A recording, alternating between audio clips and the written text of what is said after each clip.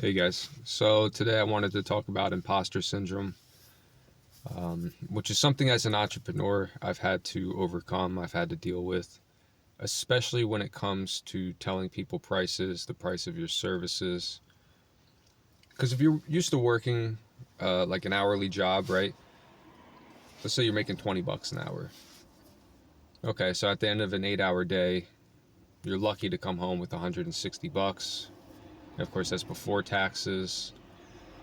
Um, that's sort of like the floor. So in a lot of people's minds, they kind of say, "Hey, if I could make 150, 160 bucks in a day in my own business, I'm happy."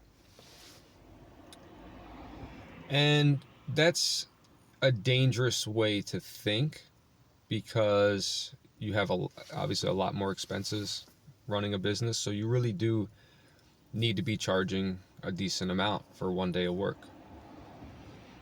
And one thing in particular with my business where it felt like I didn't really deserve the money was I have a return fee of $150. So if for any reason I have to come back to the house after the day of the inspection, it's going to cost you $150. Now, there's times where that kind of bit me in the butt because I had to drive like over an hour to the house. But then there's times where like it was crazy because I've done inspections on the street or like a couple streets over. So it's like I literally got paid 150 bucks to drive down the street and check something, you know. And there's times where almost a knee jerk reaction. I just wanted to be like, hey, you know what? It's right down the street. It's not a big deal. You're great people. Let me just drive over there and just take care of it for you, no charge.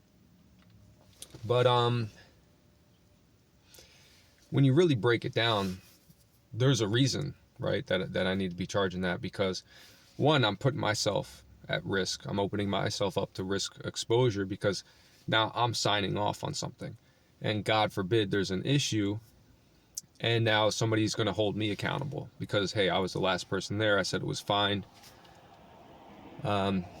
So you really do need to be getting paid. There's good reason to collect money for this stuff. But as an entrepreneur, you really need to just stick to your guns. Remember, you're charging a service, and you need to be comfortable telling people that, hey, this service is going to cost $1,000. And you might start thinking, oh man, that's crazy because it's only going to take me 4 hours.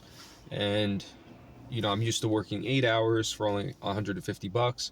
It doesn't feel right to charge this person $1,000 for something that's only going to take me 4 hours. But you really need to remember the value of the service you're providing. You really need to remember that, your expenses are going to be high running a business. So it may look like you're making $1,000, but you can quickly burn through $1,000 running your own business uh, like nothing. The other day, I just looked at my expenses for like 2 days, and it was $1,000.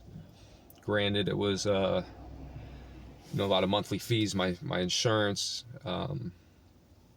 just the again the stuff that I have to pay monthly to run my business, and large expenses that I have to make about once a year.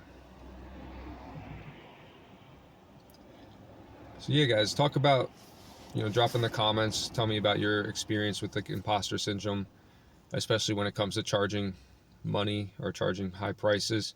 And I don't want to get into the whole sales thing because there's like a million gurus out there, like sales gurus that tell you, the art of selling and saying high prices. But I say it definitely gets easier. Like once you can get over the, charging somebody $500-$600 for a day of work, it starts to get easier. I've charged people $2,000 for a day of work. Um, and especially when it comes to contracting, like I'm comfortable telling somebody, hey, it's going to cost $20,000 to do this work. Granted, I also have like a very detailed breakdown showing where all the money's going. So it's not like I'm making 20 grand.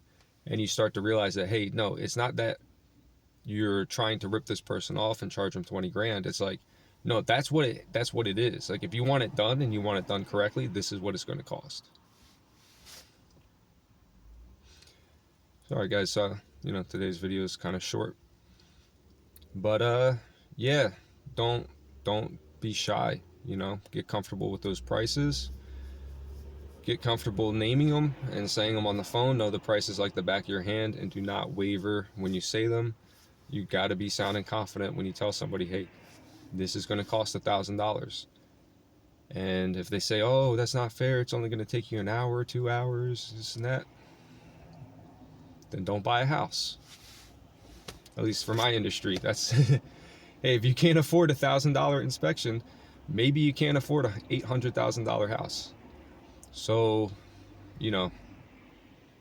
tell your story somewhere else. All right, I'll see you guys in the next one.